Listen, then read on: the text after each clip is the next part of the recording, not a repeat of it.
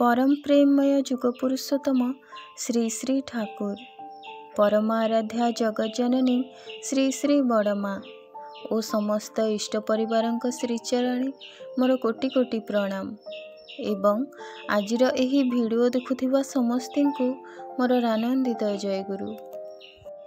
आपण माने आजिर एही इष्ट प्रसंग को शेष पर्यंत सुनिबा को चेष्टा करिवे। जदि वीडियोटी भल लगे तेबे चैनलटी को सब्सक्राइब करिबा पई भूलिबेनी। हेमचंद्र मुखोपाध्याय बंगालार जड़े विख्यात कवि थिले। समस्ते तांको हेमकवि बोली डाकंती। एहीपरि विशेष गुणर अधिकारी थिले मध्य मद्यपान करिवार निशाटी थिला तांकर खूब। गोटे दिन मद्यप अवस्था से श्री श्री ठाकुर को दर्शन करने को आसीथिले। से दिन पुणी आहुरी बेसी मद्यपान करी आसीथिले। काहेकि ना ठाकुर तांको एपरी अवस्था घृणा करुचंती कि नहीं परीक्षा करने उद्देश्य रे। हेमकवि ठाकुर निकट में आसी पहुँचवा मात्रे ठाकुर तांको देखी प्रेम भरे सस्नेहे आलिंगन करी कहिले, आस दादा। यापरे हेमदा मद निशारे खाली अनर्कल गपिबाकु लागिले, किंतु ठाकुरंकर कौनसी विरक्ति भाव नहीं। सेमिति हस हस बदन रे स्थिर भावरे चाहि रही थांती हेमदांकर मुख को। कथा भितरे हेमदा कहीदेले, ठाकुर मु एई बास टिकी आगुरु मद खाई आसीछि। ठाकुर कहउचंती, हाँ मु ताहा जानी तो, तुम मुखर गंध ही ताहा जणाई देउछि। हेमदा पुणी कहिले, ताहले आपण किछि कहिलेनी काहेकि? तेबे कण आपण मते घृणा करू नाहंती? ठाकुर तांको सुंदर भावे बुझाई दे कहिथिले, मोर बाम हातरे जदि घा होइथाए तेबे से हाथ को कण मु काटी देबी ना डाहाण हाथ दे तार सेवा करी ठीक करिवार प्रयास करिबी। एहा सुनी हेमदा कहि उठिले, ठाकुर एमिति कथा मु आगरु केबे काहाटो सुनिनी। एहार किछि दिन परे हेमदा पुणी थरे ठाकुरंक निकट को आसीथिले। पावना सेठारे जाई ठाकुरंकु कहिले, ठाकुर मु आपणंक पाखरे किछि दिन रहिबाकु चाहुछि। एहा सुनी ठाकुर खूब खुशी होई कहिले, ए तो भल कथा, ताहले ए किछि दिन आनंदरे काटिबा। हेमदांकर प्राय 13 वर्ष धरी मद्यपानर अभ्यास। प्रत्यह निशा टिके नहेले चलेना। हेले आश्रम रे एहा मिलिबा असंभव।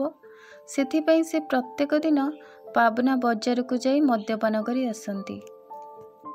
आश्रम बाहर लोक माने किंतु जेतेबेले यह देखंती जे जणे आश्रमर लोक प्रत्येक दिन आसी मद खाउचंती, तेणु से समालोचना करंती।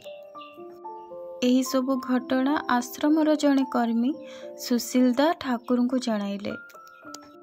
ठाकुर या परे हेमदा को डाकी कहिले, हेमदा तुमे तो आमर अतिथि, ताहले तुमर जहा भी आवश्यक ताहा तुमे मते कहि परिबो।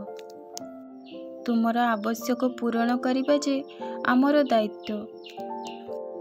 एहा सुनी हेमदा कहिले, मोर जहा भी प्रयोजन आपण देबे। धरि नियंतु जदि मोर मद प्रयोजन हुए ताहा भी कण आपण देबे? ठाकुर कहिले, हाँ ताहार भी व्यवस्था कराइबी। एहा सुनी देई हेमदा कहिले, ताहले तो खूब सुविधा हैला, मते आउ सबुदिन कष्ट करी बजार को जीवाकु हेबनी।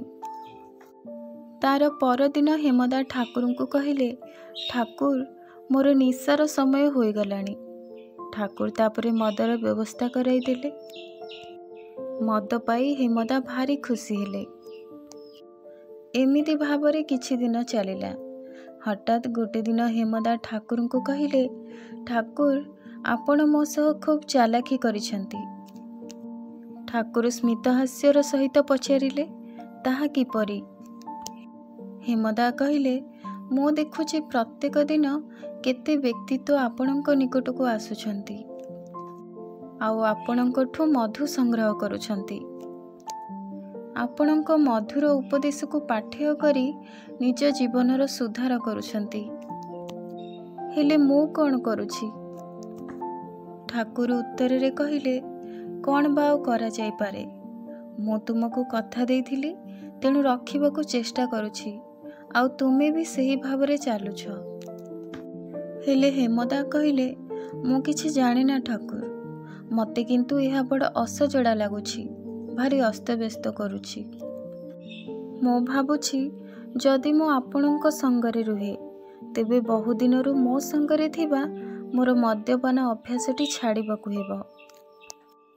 ତେଣୁ ବୋଧେ ଆଶ୍ରମ ଛାଡ଼ିଦେବା ହିଁ ଭଲ ହେବ।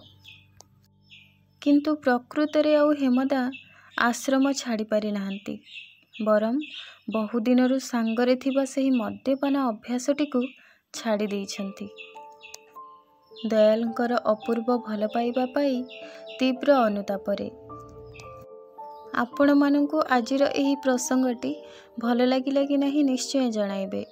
ରହୁଛି, ପୁଣି ଆସିବି ଏକ ନୂଆ ପ୍ରସଙ୍ଗ ସହିତ। ସେ ପର୍ଯ୍ୟନ୍ତ ଆପଣ ସମସ୍ତଙ୍କୁ ଜୟଗୁରୁ।